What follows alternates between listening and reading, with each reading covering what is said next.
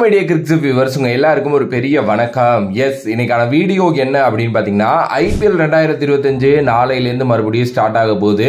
ரொம்ப எக்ஸைட்டடா இருக்கு. S, seriously இந்த ஐபிஎல் சஸ்பெண்ட் ஆகாததுக்கு முன்னாடி யாரெல்லாம் கப்படிப்பாங்கன்னு நினைச்சுக்கிட்டு இருந்தோமோ அது எல்லாமே டோட்டலா மாறப்போகுது அப்படின்னு நான் நினைக்கிறேன். ஏன்னா புது புது பிளேயர்ஸ் ஆட் ஆகுறாங்க, ஒரு சில பிளேயர்ஸ் வரலன்னு சொல்றாங்க. அது எல்லாம் குழப்பமா இருக்கு. இன்னும் அபிஷியலி ஒரு இதுவாவே அறிவிக்கல யார் யார் உள்ள வர்றாங்க யார் யார் இல்ல அப்படின்னு சொல்லிட்டு. எஸ், ஒரு சில டீம்ஸ் மட்டும் ரீப்ளேஸ்மெண்ட் அறிவிச்சிருக்காங்க. பட் ஆக்சுவலா என்ன சொல்றாங்க அப்படின்னா, இந்த வாட்டி அறிவிக்கிற இந்த ரீப்ளேஸ்மெண்ட் பிளேயர்ஸ் இருக்காங்கல்ல, இவங்களை அடுத்த வாட்டி ரீடென்ஷனுக்கு தக்க வைக்க முடியாது அப்படிங்கிற மாதிரி அறிவிச்சிருக்காங்க. ஸோ அது மட்டும் தான் நமக்கு தெரியும். பிகாஸ் எப்பவுமே ஒரு பிளேயருக்கு இன்ஜுரினா தான் ரீப்ளேஸ்மெண்ட் வரும். ஓகே, இப்போ இந்த சஸ்பெண்ட் ஆனதுனால இது இவங்க சைடு இருக்கிற இதுங்கிறதுனால இந்த மாதிரி ஒரு இது கொடுத்துருக்காங்க. மற்றபடி வேற எதுவும் இல்லை. இன்னும் ஏதாவது அஃபிஷியலி அப்டேட் அதை பற்றி பேசலாம். ஓகே, பட் ஆனால் இப்போ நம்ம ஸ்பெஷலாக இந்த வீடியோவில் பார்க்க போறது இந்த வருஷம் ஐபிஎல் பத்தியே கிடையாதுங்க. நிறைய பேர் என்கிட்ட கேட்ட ரொம்ப ரொம்ப முக்கியமான ஒரு வீடியோ, 2026 ஐபிஎல் சீசன் சிஎஸ்கே எப்படி இருக்க போகுது அப்படின்னு சொல்லிட்டு. எஸ், என்ன ப்ரோ இன்னும் ஒரு வருஷம் இருக்கே, இந்த சீசனே இன்னும் முடியலையே அப்படின்னா கண்டிப்பா இருக்குதான். இன்னும் நம்ம நிறைய வீடியோஸ் இதை வச்சு மில்க் பண்ண போறோம். அதுவையும் நான் ஓப்பனாவே சொல்லிக்கிறேன். பட் ஸ்டில் ஒரு சின்ன ஒரு ட்ரைலர் மாதிரி ஒரு சில விஷயங்கள் நமக்கு இந்த வருஷம் சிஎஸ்கே காட்டியிருக்காங்க. அதுல இருந்து ஒரு சில பிளேயர்ஸை பத்தி நம்ம இதுல பேச போறோம். ஃபர்ஸ்ட்ல இப்ப எல்லாருக்குமே ஒரு டவுட் பயங்கரமா என்ன இருக்கு அப்படின்னா, இப்போ ஒரு ருத்ரா ஜெய்க்வாட்டுக்கு பதிலாக ஆயுஷ் மாத்ரே உள்ள வந்திருக்காரு. அப்புறம் குர்ஜ்பனீத் சிங்க்கு பதிலாக டெவால்ட் பிரிவிஸ் உள்ள வந்திருக்காரு. இப்போ இவங்கெல்லாம் வந்திருக்காங்கல்ல, அப்போ இவங்களை தக்க வச்சா அவங்களெல்லாம் ரிலீஸ் பண்ணணுமா அப்படிங்கிற கேள்விலாம் இருக்கு. அப்படி கிடையாது. நீங்க பாத்தீங்க அப்படின்னா ருத்ரா ஜெய்க்வாட்டையும் நீங்க ரீடைன் பண்ணலாம், ஆயுஷ் மாத்ரேவையும் ரீடைன் பண்ணலாம். ஓகேவா? ஸோ இந்த சஸ்பெண்ட் ஆனதுக்கு முன்னாடி எடுத்த ரீப்ளேஸ்மெண்ட் பிளேயர்ஸை நீங்க ரீடென்ஷனுக்கு யூஸ் பண்ணிக்கலாம். ஓகே, அதை நான் ரொம்ப தெளிவா சொல்லிக்கிறேன். ஏன்னா நிறைய பேருக்கு இவங்களால தானே இவங்க வந்தாங்க ரீப்ளேஸ்மெண்டா, அப்ப இவங்களை ரிலீஸ் பண்ணிடணும் அப்படிங்கிற கதையெல்லாம் இங்க கிடையவே கிடையாது. இது இப்ப இல்ல, பல வருஷம் ஐபிஎல் ரூல் தான் இது. ஓகே, ஸோ அதனால இப்ப யார் யாரெல்லாம் அடுத்த வருஷம் ரீடைன் பண்ணப்படுவாங்க அண்ட் அதுல ரொம்ப ஸ்பெஷலைஸ்டா பார்க்க போற பிளேயர்ஸ் யாருங்கிறத பத்தி தான் இந்த வீடியோல பேச போறோம். ஃபர்ஸ்ட்லி ஒரு சில பிளேயர்ஸ் சாலிடா ரீடென்ஷன் இருக்கும். எம்எஸ் தோனி இருந்தா அவர் இருப்பாரு, ஜட்டு இருப்பாரு, ருத்ரா ஜெய்க்வாட் இருப்பாரு. இவங்களெல்லாம் தவிர ஸ்பெஷலைஸ்டு ரீடென்ஷனா ஃபர்ஸ்ட் நான் நூர் அகமதை சொல்லுவேன். 10 கோடி ரூபாய் கொடுத்து நூர் அகமதை எடுத்துட்டு வந்தாங்க. சூப்பரா ஆடிட்டு இருக்காரு இந்த சீசன். பயங்கரமா தன்னோட சீசனை ஆரம்பிச்சாரு. செமையா விக்கெட்ஸ் எடுத்துக்கிட்டு இருந்தாரு. இடையில ஒரு சில டிப் நம்ம பார்த்திருப்போம். பட் அது எல்லா கிரிக்கெட்டருக்கும் வர்றதுதான். மறுபடியும் இப்போ ஒரு ரிதம் பிடிச்சி பயங்கரமா பாத்தீங்க அப்படின்னா அவர் மறுபடியும் விக்கெட்ஸ் எடுக்க ஆரம்பிச்சிருக்காரு. எஸ், ஆப்வியஸ்லி அந்த டிப்பான டைம்ல கூட பெருசா அவரோட எக்கனாமி எல்லாம் பாதிக்கவே படல. செமையான ஒரு பிளேயருங்க, சூப்பரான ஒரு ஸ்பின்னர். ரொம்ப ரொம்ப சின்ன பையன். ஆக்சுவலி இன்னும் 10 வருஷத்துக்கு மேல ஆடக்கூடிய ஒரு திறமை ஒரே பிரான்சைஸ்ல அவருக்கு இருக்கு. ஸோ கண்டிப்பா எனக்கு தெரிஞ்சு நூர் அகமது இந்த வருஷத்தோட பெஸ்ட் பிக் அப்படின்னு தான் நான் சொல்லுவேன். ஸோ ஏன்னா என்னைக்குமே பேட்டர்ஸுக்கு இருக்கிற அவ்வளோ பெரிய வரவேற்பு இங்க பவுலர்ஸுக்கு இல்லை. பட் ஆனால் நூர் அகமதை நான் அந்த விதத்தில் நான் விட்டே கொடுக்க மாட்டேன். நூர் அகமது தான் என்னை பொறுத்த வரைக்கும் ஒரு செமையான பிக் சிஎஸ்கேல. ஸோ அவர் பாத்தீங்க அப்படின்னா ஒரு பயங்கரமான ரீடென்ஷனா இருப்பார் அடுத்த வருஷம் அப்படிங்கிறதுல மாற்று கருத்தே கிடையாது. ரெண்டாவது பாத்தீங்க அப்படின்னா டெவால்ட் பிரிவிஸ் பொறுத்த வரைக்கும் ரீப்ளேஸ்மெண்ட் பிளேயரா தான் உள்ள வந்தாரு. பட் ஆனா எங்கப்பா இருந்த இவ்வளவு நாள் அப்படின்னு சிங்கம் படத்துல நம்மளோட விஜயகுமார் சார் கேட்கிற மாதிரி பாத்தீங்க அப்படின்னா இப்ப ஆக்கிட்டாரு டெவால்ட் பிரிவிஸ் அப்படின்னே சொல்லலாம். ஏன்னா சிஎஸ்கேக்கு எந்த நேரத்துல எந்த மாதிரி பிளேயர் வேணுமோ அந்த மாதிரி பிளேயராவே நம்ம டீம்ல மாட்டினாரு அப்படின்னு தான் சொல்ல முடியும். எஸ், அவருமே சூப்பரான பிளேயருங்க. கரெக்டா மிடில் ஆர்டரா பயங்கரமா ஹோல்ட் பண்றாரு. எனக்கு தெரிஞ்சு இன்னும் கொஞ்சம் முன்னாடி கூட இறக்கி விடலாம். பட் இப்போதைக்கு டீம்ல செட் ஆயிட்டாரு அந்த நம்பர் 5 அப்படிங்கிற மேட்டர்ல.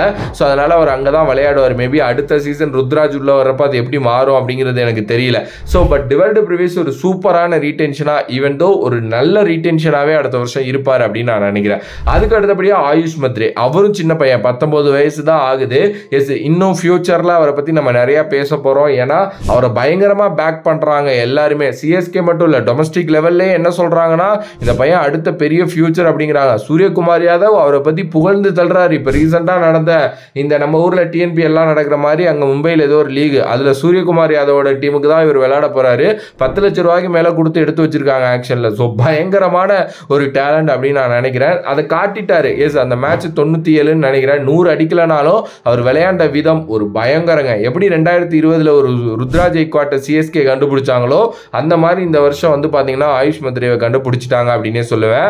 ஆயுஷ் மாத்ரே கண்டிப்பா 2026 ஒன் ஆஃப் த ஃபைனஸ்ட் ரீடென்ஷனா இருப்பாரு அப்படிங்கிறதுல மாற்று கருத்தே கிடையாது. அதுக்கப்புறம் வந்து பாத்தீங்கன்னா உர்வில் பட்டேல், எஸ் அந்த பையனை எடுத்துட்டு வந்த உடனே நான் சொன்னேன் இவ்வளவு அவசரமா எடுத்துட்டு வராங்க அப்படின்னா கண்டிப்பா வந்து அவர் விளையாட வைப்பாங்க அப்படின்ட்டு. ஒரே ஒரு மேட்ச் தான் ப்ரோ கேம், ப்ரோ டெஸ்ட்ராய்டு. அதுக்கப்புறம் ப்ரோ வந்து பாத்தீங்க அப்படின்னா இன்வெசிபிளா மறைஞ்சிட்டாரு. திருப்பி வருவாரு இப்போ மேட்சஸ் ஆரம்பிச்ச வரையும்.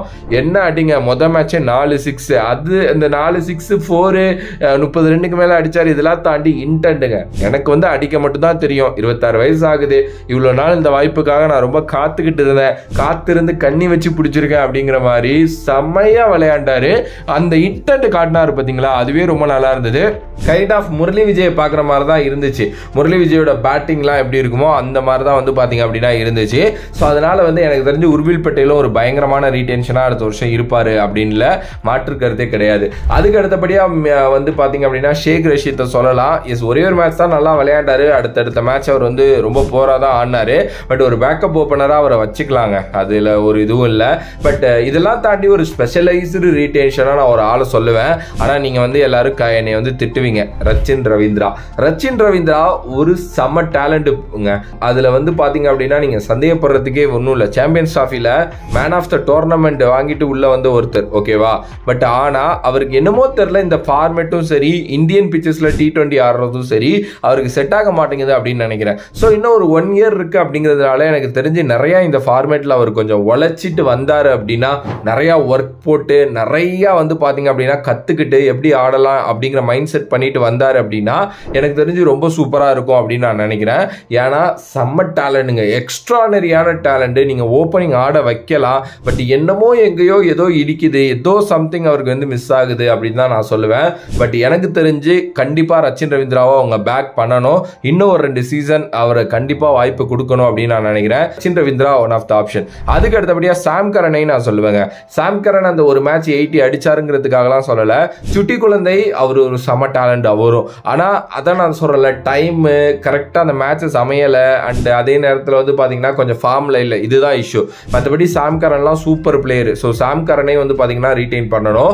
அதுக்கு அடுத்தபடியா வந்து பத்திரானா அவரையும் வந்து பாத்தீங்கன்னா விட்டுறக்கூடாது. ஏன்னா ஒரு பேட் சீசனுக்காகலாம் விட்டுறக்கூடாது, அவரையும் ரீடைன் பண்ணணும். ப்ரோ இப்படி எல்லாரையுமே ரீடைன் பண்ணா என்ன ப்ரோ அப்படின்னா பண்ணணும். நீங்க வந்து மினி ஆக்ஷனுக்கு தான் போறீங்க, மெகா ஆக்ஷனுக்கு போகல. மினி ஆக்ஷன் அப்படிங்கிறப்போ உங்களால எல்லாரையும் விட்டுட்டு போய் அங்க எடுக்க முடியாது. ஸோ மினி ஆக்ஷன் அப்படின்னா கொஞ்சம் பிளேயர்ஸை தான் நீங்க போய் வாங்கிட்டு வரணும். அதுக்கு ஏற்ற மாதிரி தான் அவங்க பிளான் பண்ணுவாங்க. எனக்கு தெரிஞ்சு ஒரு சில ரிலீசஸ் லைக் ஒரு தீபக் கூடா, ராகுல் திரிபாதி, விஜய் சங்கர், மேபி வந்து பவுலிங்ல யாரையாவது ரிலீஸ் பண்ணலாம். இந்த ஆப்ஷன்ஸ் எல்லாம் இருக்கும். மற்றபடி கோரா இதுதான் டீமா வந்து ரீடைன் பண்ணுவாங்கன்னு நினைக்கிறேன். ஸோ ரொம்ப ரொம்ப எக்ஸைட்டடான ஒரு IPL அண்ட் IPL ஆக்ஷன் அடுத்த வருஷம் காத்து இருக்கு CSK ஃபேன்ஸுக்கு.